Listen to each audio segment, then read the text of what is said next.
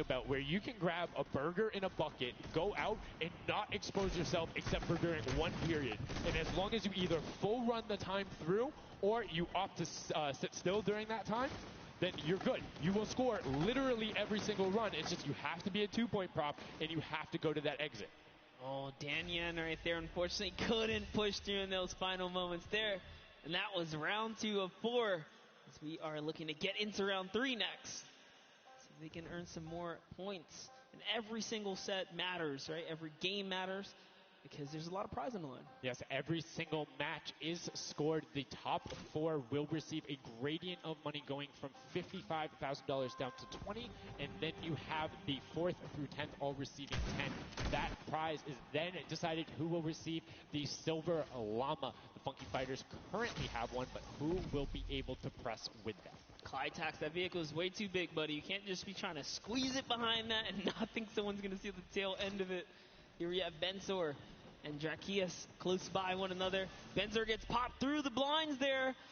And wait, so he's going to take a couple shots. He said, does his truck belong here? He did miss, though. Lucky for him. The bad aim in that moment right there is going to allow him to sneak that big 10-point. No! He gets taken out. Right there. That's no points for him. 10 is huge in this mode, too. It's very difficult to get a vehicle all the way through. I mean, it's swingy, right? If you think about it, the last round was one with 150 points, right? So if you get a singular 10-point profit, that's not an insignificant percentage there. Like, that's going to be able to help your team, but you also need to set your feet there, as Kororo didn't hit the crouch button. It was like, I see you wiggling a little bit there. Yoink. And there's Ninja, Ryan, Fronta, Chappie, and many others still in the running here. Just kind of peeking around. You see Tyler shooting straight through the curtain. It almost looks like he's beelining his shots down the aisle there, trying to see if he can get anyone trying to exit out. Zan sees one pop up in the air, and I think he might have clipped that person out. Nobody is watching that side. Oh. Fish Fam needs to communicate better right now. Nobody was covering that other side. We saw 2 teams able to get a decent run out. But right now, Llama Record Company still holding the lead, sitting at 100 points. But don't forget, Fish Fam are up on top right now. Are the guards, which means they're not scoring points. He's so fast. Ryan Bronze is so fast here with this prop. Even moving it, he doesn't care. He's going all the way for it. But he's got to watch for traps. See the fear? He's like, you know what? I'm not even going to risk it. I'm going to wait here and get the secure point. So one important thing to notice, too, is Ryan is taking paths consistently that take him to the corner of the guard tower, because the corner provides you with a little bit of natural cover, and it breaks that sight line up. If you're only staring out in one direction, it's super easy to be like, no, that car was not there. I know it wasn't. If you're flipping back and forth across that corner piece, it just breaks up your field of view a little bit more, and it's that much harder to try and figure out what's actually going to hit. That's right, and oh boy, is MSYB going to be able to sneak this huge chuck in? Oh, he actually hit something there. He's going to sneak it right underneath. Lucky for him, the shot did not come back in time. But just that big archery target was almost enough to kind of block him right there. Venos gets another large object in as well. And that's another 10-pointer for the Llama Record. It was fully processed here, so now he's at 130. Can the Cuddle Crew hold the lead here, though? Can they secure it? All the Llama Record Company needs to not score right now, and they'll continue to kind of stay in the lead. And you can see Scissors is hitting a ton of shots. They're trying to get the retribution as the guard, and now we're heading into our final round of match number 2. So we'll see who the guards are, see what the stakes are, and who will be able to take that number 1 spot. Again, first place, $55,000, and that much closer to Silver Llama number 2. And again, we have the Cuddle Crew and Llama Record Co. up on defense. Let's check out that scoreboard. And Cuddle Crew, Llama Record Co., first and second. Who will be able to overtake them? And they are so close to 5 points separating. It's a battle for first and second now. Yes, Lackland and the rest of his team are trying their hardest. They have to stop people from scoring. The Chicken Champions get up. They can just easily snag this away. But for now, they know the Llama Record Company cannot. They can't take them over. Ooh, I thought he was going to shoot that car. He knew it wasn't. Nice. That finds the box right around the corner and then gets another one right after. Blind fire through the shade as Rubius is looking to post up there. Spanish YouTuber trying to find a way in, trying to lead his team, and they've overtaken the Llama Rekiko with plenty of time and are tied with the Cuddle team. Any singular point now will put the Chicken Champions as our match 2 winner. They need so close. one prop. That's right, they're so close here. Magma trying to hop on over. Who's it going to be for the Chicken Champions? Who's going to be? Do you think they get a 2-point prop?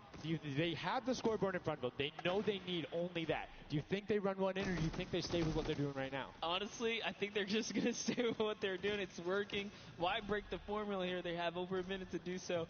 And just like that, they are going to sneak that will be it. Yes, brilliantly done. They're overtaking them. And now the question is, can the Little Whip Warriors get enough in to catch them? It's a 25-point spread, but you can get that. You have 4 runners. Yes. You can get that in a single run if you're well coordinated enough. Will they be able to catch up, or can the Chicken Champions edge it out and be our match 2 victors?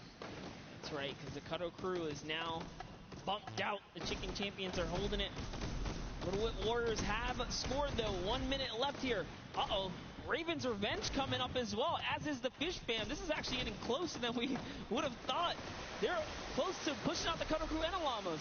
Yep, and Little Whip Ninja also getting the 5 points there. Will be able to overtake. Don't forget, you don't want to end up 4th to 8th. It's all about at least breaking in the top 4 to get a little bit of the differentiation there in the prizing. But the Chicken Champions are pulling ahead. They're keeping that 25-point difference so far between the Little Whip Warriors. Little Whip needs to find a coordinated run with 10-point props in these last 30 seconds, or they're not going to get it. Meanwhile, Bensor running that statue in, trying to lock up everything he can for the lead, and he's being extremely patient with it. Taking a corner run, finding everything he needs to do. Little Whip does get a 5 and a 10, and they're still now only 20 points behind, but Bensor is going to be able to lock that one up from there. 5 points, 25, 15 seconds left. The Chicken Champions are sitting pretty.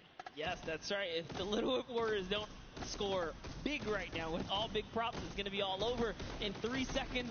And it's not going to be enough here because the Chicken Champions, they actually pushed the lead even further. Did you see what happened at the last second? They did score. No. Raven's Revenge grabbed the 2-point prop, hard ran all the way through, got it in, right? And then that pushed them from 4th into 3rd. When we talk about every little interaction mattering, that was it. But the Chicken Champions, one might be able to say that was excellent. They were able to tender defend that title for the match 2 victory and putting them in a good spot to contend for the set 2 Llama. You can see the excitement there on their faces as they just realize, hey man, we got this. We're in the running here. The Junkyard Juke could be ours. And you can see they're still talking gameplay right now. Like, they want to know, what can we do more? That play you did right there was awesome, but they want the next one because there's 3 matches for each one of the sets, and a win there would put them in a fantastic spot to get the 2nd Silver Llama. You need that in order to be in contention, and if they're able to split it up away and deny it from the Funky Fighters, the field's wide open. Yes, it's not over yet. That's just another team who takes a victory here, making it that much closer of a running so far. And we saw the Ravens Revenge kind of sneak up too. You need as many points as possible. The bigger the placement, the better the prize as well for the round. So you can't just give up either. You got to push it all the way to the final moment. And hey, hats off to whoever's call that was on Ravens Revenge. That was a brilliant decision, showing exactly why you were able to qualify for the Fortnite World Cup Creative Finals, why you're playing on that stage. Those are the big plays, but again, brilliantly done from the Chicken Champions. Consistent runs, stuck to their statues, stuck to their routes, and took the corners. And now we're actually going to have a chance to talk to our Chicken Champions, the Match 2 champions. Zeke has them up there on the top floor. Zeke, what do you got for us? What's going on, guys? I'm hanging out with the Chicken Champions, guys. That game was insane. Feathers were flying, and you guys clutched it up. Did you figure out the strategy? Because you guys were well and ahead of everybody else. Yeah, we practiced yesterday, and everything is thanks to this guy. This guy always goes for the 10 points, always, and he always gets it. So, thanks to you, man. All right, then I'm coming to you, Mr. Carey. What was the strategy? How did you get the 10 points in there? Was it the same every time? Did you switch things up? Yeah, go for the 10 points each time and do the same strategy, and it seems to work. So in this intense game of red light, green light, were you like stopping early, or were you just like going as far as you could go and then waiting for someone to spot you and stopping, or what was your plan? I'm taking it very patiently. Yeah. All right, now over to you guys. What do you guys think of this game mode? Has it been everything you thought it's been? Yeah, it's great. We had a game plan. We definitely did what we came to do, and yeah, that's what we expected. So. Very well executed. You did.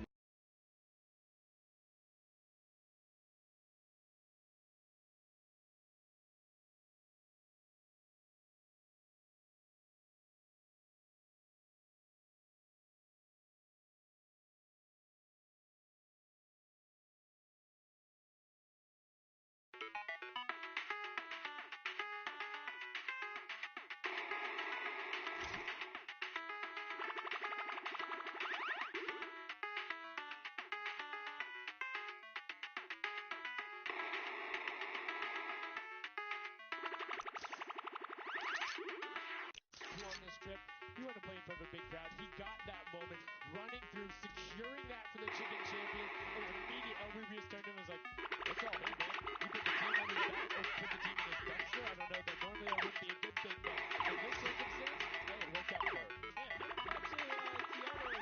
The only or one of two controller players here, you know, in the creative finals, so very nice of him to kind of represent for those guys as well. And again, just showing that he's got the moves out there. He had the moves, was able to find the right angles, and now we've seen some developments from match 1 to match 2. Yep. What was the big thing that stuck out from you that was different?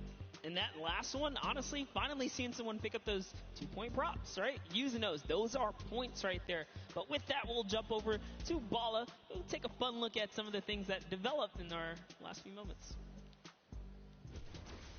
Thank you so much, guys. Yes, the Junkyard Juke is developing nicely. Everybody's starting to figure out what all the different tools and props they have available to them. So with that, we're going to hop into some of the tips and tricks that I've seen from the Junkyard Juke so far. We can roll the clip right now as all these players.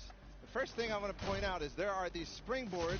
Unfortunately, Dan Yen gets picked out of the sky there. Not too happy about that. But moving on to Tomoya using the statue. This is one of the interesting scores I saw with the statue. Those higher point objects being useful. Scissors here with the springboard. The recovery and just barely doesn't get into the incinerator at the last second.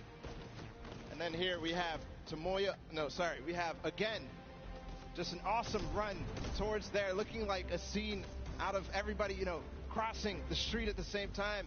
Here's Stracius hitting some amazing shots through the black. And then he just continues shooting, just hoping that he can get a shot. This is the other team, the Cuddle Crew, doing the same thing, but then also synchronizing, making sure they have coverage on all angles. Finally, Tomoya made some amazing calls. We'll listen to them in a second, but this is what he did, always timing it perfectly so that he can get in and make sure that his teammates also go at the same time and make it into that incinerator. So we're going to head and listen to what those communications were like from Tomoya and team. In this one, they made sure the countdown was perfect. 1, 2, 3, 4, 10. I got 10. I got 10. We are both. We are both. Yeah, 1, 2, 3, 4, 5. Stop. Oh, they kill me. If they don't kill me, I score 10. Don't 1, fight. 2, 3, Okay, I got 5. I got 4. 5. I got 10. No, he killed me. Oh. We are strong team. Yeah. I scored 0 in the second round. That's the problem. I scored 0 in the first one, so Like we are all close points. There you go. The Funky Fighters, you know they won the first Silver Llama. We're going to see if they can win the next one. We've got one more match here on Junkyard Juke to go, and we'll see who will come out on top with the Silver Llama from this. Guys, back to you. Thank you so much, Bala, for that great breakdown. Listening to the comms, that's one thing I hadn't considered. I always just kind of like, yeah, it's going to come up now. But these guys all on comms talking, have one guy counted out. That guy's just like a metronome. Make sure he has it on the dot every single time. Brilliantly done from them. But will they be able to take back that top spot? We've seen them do it. If they can grab that Silver Llama, they'll be in such a good spot. But right now, they aren't seeing the same success they saw before. Yeah, you want to get the Silver Llama, but to get there, you got to make a new strategy. I think that right there, there was a lot of information in that bit right there. You kind of noticed the team synergy, and he said something very important in his interview there. Talked about being patient. You really